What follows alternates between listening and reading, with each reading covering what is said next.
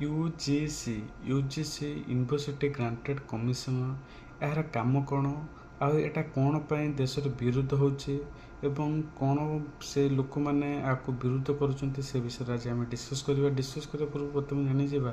UGC ତାର କାମ ହେଲା କଲେଜ ଆଉ ୟୁନିଭର୍ସିଟି ମାନଙ୍କ ପିଲାଙ୍କୁ ଠିକ୍ରେ ପାଠ ପଢ଼ାଇବା କଲେଜ ଡେଭଲପ୍ ହେବା ୟୁନିଭର୍ସିଟି ଡେଭଲପ୍ ହେବା ଓ ତାର ଏହା ମୁଖ୍ୟ କାରଣ ୟୁଜିସି ଆମର କାମ ହେଲା କଲେଜ ଡେଭଲପ୍ ପିଲାମାନେ ଠିକ୍ରେ ପାଠ ପଢ଼ି ପାରିବେ ପିଲାମାନେ ରାଗିଂ ନ ହେବା ୟୁଜିସି ତ ଆମେ ଜାଣିଗଲେ ତା କାମ କଲେଜ କାମ କରିବା ଇଏ ହେବା ଆଉ ୟୁଜିସିରେ କ'ଣ କ'ଣ ଅନ୍ତର୍ଭୁକ୍ତ ୟୁଜିସିରେ ଆମର ଏସ୍ସି ଏସ୍ଟି ଓବିସି এই ତିନୋଟି ଜାତି ଓ PWD ଓମେନ୍ ସଂରକ୍ଷଣ ଏଥିରେ ଆସୁଛନ୍ତି ଏଥିରେ ଆମେ ଜାଣିବା ୟୁଜିସି କ'ଣ ପାଇଁ ଲାଗୁ ହେଲା ଓ କାହିଁକି ନା ୟୁଜିସି ଲାଗୁ ହେବାର ମୁଖ୍ୟ କାରଣ ହେଉଛି ନା ଏସ୍ସି ଏସ୍ଟି ପିଲା ବା ଓବିସି ପିଲାମାନେ କଲେଜ ଯାଉଛନ୍ତି ତାଙ୍କୁ ରାଗିଂ ନ କରାଯାଉ ଏବଂ ଏହା ବିରୁଦ୍ଧ ଏଇଟା ଏଇ ଯେଉଁ ୟୁଜିସିକୁ ବିରୋଧ କରିବାର ମୁଖ୍ୟ କାରଣ ହେଉଛି ନା ଗୋଟେ ଜେନେରାଲ ପିଲା କଲେଜ ପଢ଼ୁଛି ଓବିସି ଏସ୍ସି ଏସ୍ଟି ପିଲା କଲେଜ ପଢ଼ୁଛନ୍ତି ଏବଂ ତାଙ୍କ ଭିତରୁ ଜେନେରାଲ ପିଲାକୁ ଯଦି ପର୍ସନାଲ ନିଜର କିଛି ଦୋଷ ବା ନିଜ ପର୍ସନାଲ କିଛି ରାଗ ତାହାକୁ ଯଦି କମ୍ପ୍ଲେନ୍ କରେ ତ ଜେନେରାଲ ପିଲା ତ କିଛି କରିପାରିବନି ତ ୟୁଜିସିର ଅନ୍ତର୍ଭୁକ୍ତ ଯାଉଛନ୍ତି ଏସ୍ସି ଏସ୍ଟି ଓବିସି ଏବଂ PWD ଓମେନ୍ସ କିନ୍ତୁ ଆଉ ଯେଉଁ ଜେନେରାଲ ପିଲା ସେମାନେ ଯାଉନାହାନ୍ତି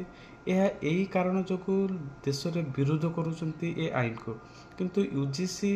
ହେଉଛି ଗୋଟେ